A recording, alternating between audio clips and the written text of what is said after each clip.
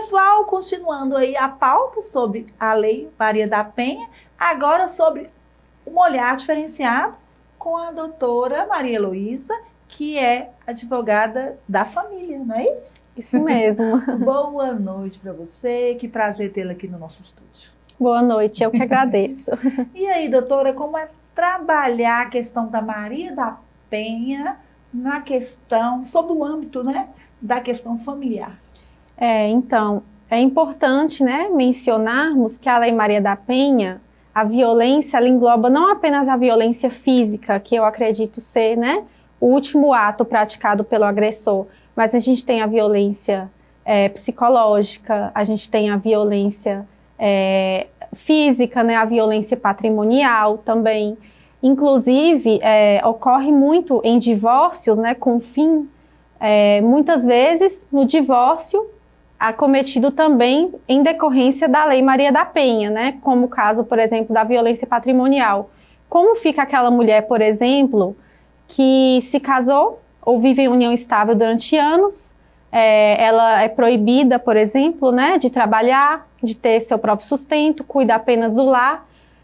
Ela basicamente, né, vive, de certa forma, presa, né, naquele relacionamento, e muitas vezes é por esse motivo que a mulher não sai, né, não apenas pela questão do amor, né, com o parceiro, e muitas vezes as pessoas, né, de fora julgam, né, nossa, a pessoa ela gosta de viver isso, de sofrer, mas não, muitas vezes as mulheres elas não sabem como sair daquele relacionamento, não apenas pela pressão psicológica, mas também pela dependência financeira.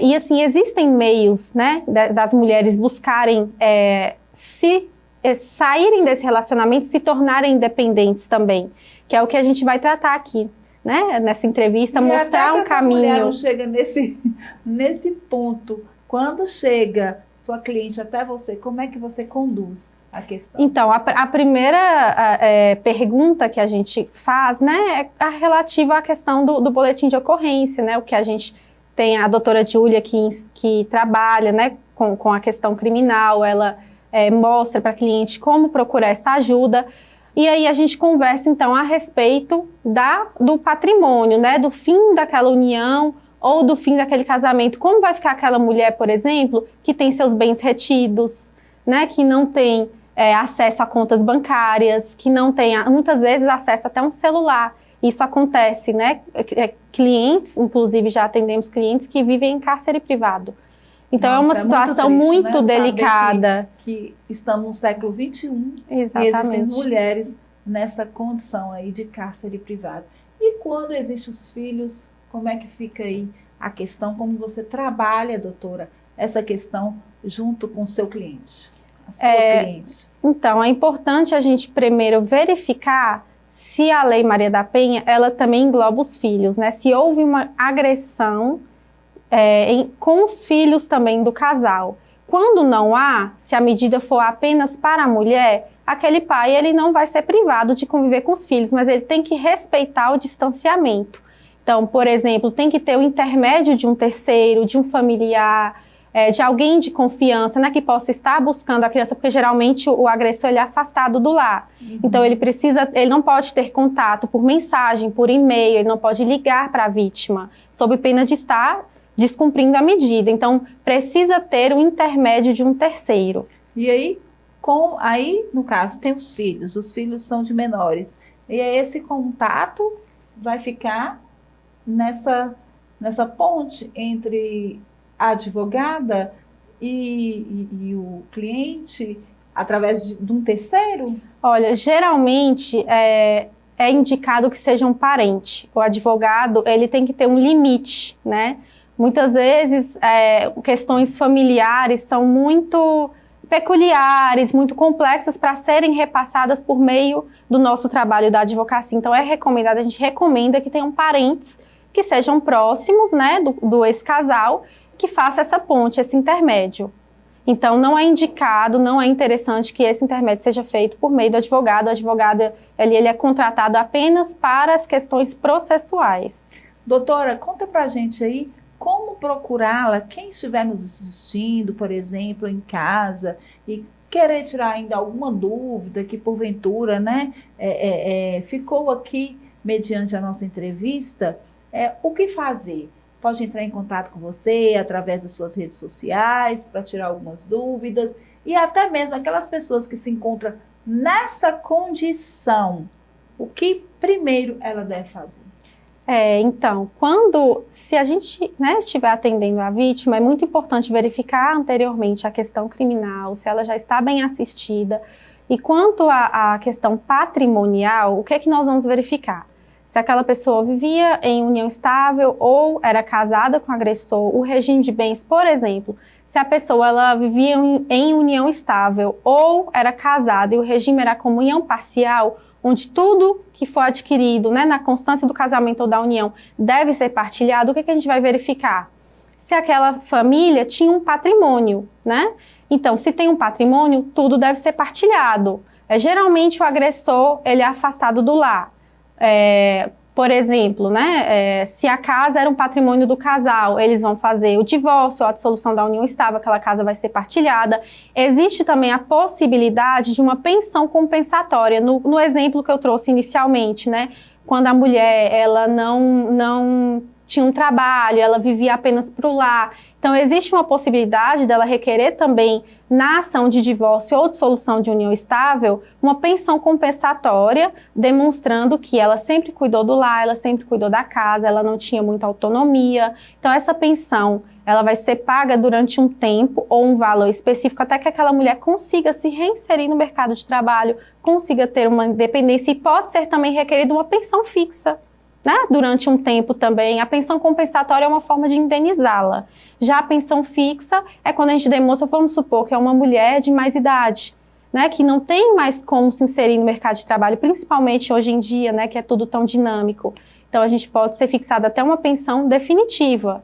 A gente vai verificar também se tem pensão para as crianças, se, por exemplo, está havendo dilapidação do patrimônio, quando aquele ex-cônjuge ou companheiro, por exemplo, está gastando o saldo bancário, se ele tem, né, toda aquela gerência, se está vendendo os bens. Então, é possível também a gente até pedir, dentro do processo, que haja uma restrição nesses bens, né, que seja averbado na matrícula desses imóveis, que esse bem não pode ser vendido porque ainda está sendo objeto de partilha. Inclusive, esse é um tema que a gente, né, até traz aqui, é importante mencionar que existe esse crime patrimonial, que é quando um dos cônjuges ele dilapida o patrimônio durante o divórcio, principalmente aquele cônjuge que ele tem todo o domínio, toda a gerência do patrimônio. E geralmente nesses casos, né, onde envolve Maria da Penha, existe muito essa possibilidade.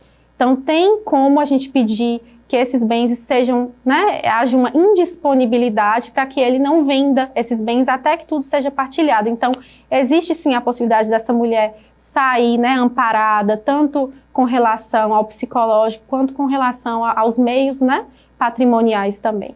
E existe esse apoio psicológico a nível aqui de Montes Claros, Norte de Minas, para essa mulher que está nessa condição? Sim, eu não sei exatamente informar, né, onde ela deve procurar, mas eu acredito que esses centros de acolhimento, né, como por exemplo o CRAM, acredito que eles direcionam essas mulheres para um atendimento que seja público, né, psicológico. Eu não sei de fato, né, informar, porque, né, não é minha área de atuação, mas eu acredito sim que elas tenham esse amparo, principalmente nos casos mais graves. Doutora, como é trabalhar hoje, especificamente na área da família? Está bem tranquilo? Hoje a justiça já está mais rápida nessa questão?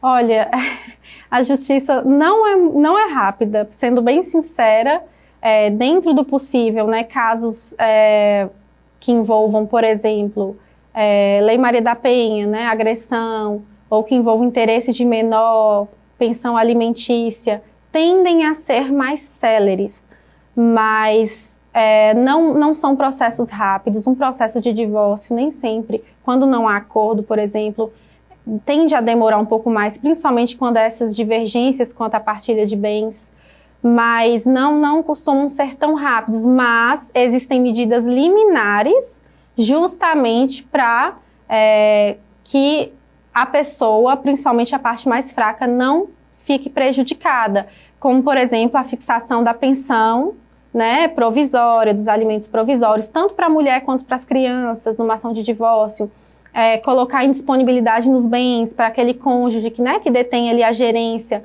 não dilapide esse patrimônio. Então, são medidas que garantem que durante o trâmite de um processo, a parte ela não vai ficar tão prejudicada e tão desamparada. Então, por isso que a gente trabalha e existe essa possibilidade no judiciário com medidas liminares.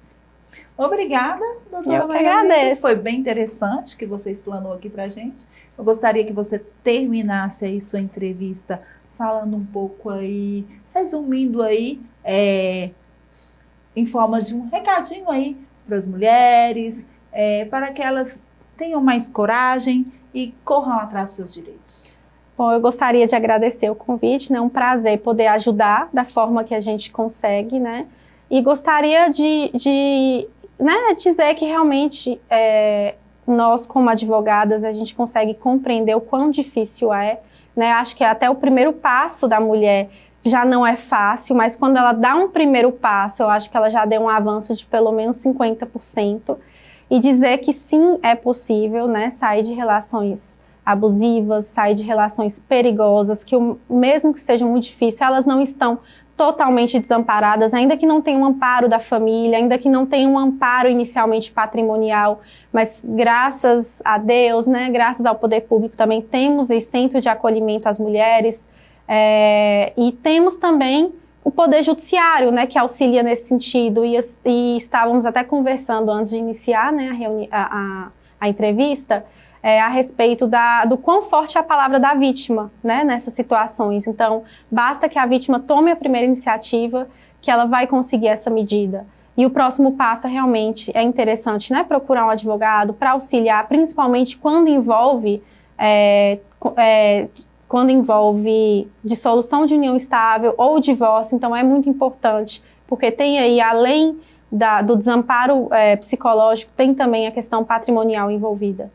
Muito obrigada, doutora Maria Heloísa. Foi ótimo estar aqui com vocês, esclarecendo dúvidas, estando aí com os nossos telespectadores, falando aí de temas, pautas importantes, que sejam, inclusive, vivenciadas dia a dia aí, por quantas e quantas mulheres, não é mesmo?